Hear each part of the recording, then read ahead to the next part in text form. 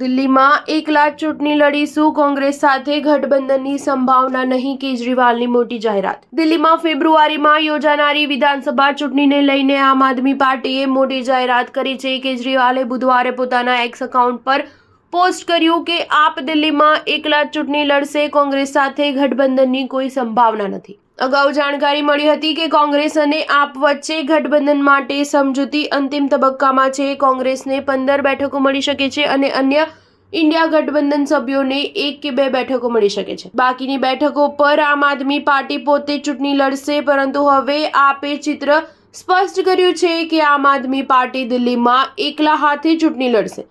ગઠબંધનને લઈને મંગળવારે રાત્રે ઇન્ડિયાના નેતાઓ વચ્ચે બેઠકો થઈ હતી। આ પછી જ બુધવારે કેજરીવાલે એકલા હાથે ચૂંટણી લડવાની જાહેરાત કરી છે। દિલ્હી વિધાનસભા ચૂંટણી માટે તમામ પક્ષોએ તૈયારીઓ તેજ કરી દીધી છે।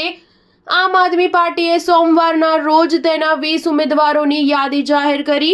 આ પહેલા આપે તેના 11 ઉમેદવારોની યાદી જાહેર કરી હતી। દિલ્હીમાં 2015ની વિધાનસભા ચૂંટણીમાં આમ આદમી પાર્ટીને 70માંથી 67 બેઠકો મળી હતી, જ્યારે ભાજપને માત્ર 3 બેઠકો મળી હતી। ખાસ વાત એ છે કે કોંગ્રેસને દિલ્હીમાં એક પણ બેઠક મળી નથી, જ્યારે 2020માં યોજાયેલી વિધાનસભાની ચૂંટણીમાં આપને 70માંથી 62 બેઠકો મળી હતી, જ્યારે ભારતીય જનતા પાર્ટીને 8 બેઠક અંગે કોંગ્રેસનું તો ખાતું ખુલ્યું જ ન હતું। હવે જોવું એ રહ્યું કે જો આ વખતે પણ કોંગ્રેસ એકલા હાથે ચૂંટણી લડે તો તેને કેટલી બેઠક મળશે। સ્ટાર ન્યૂઝ 7 હંમેશા સચ્ચાઈની સાથે।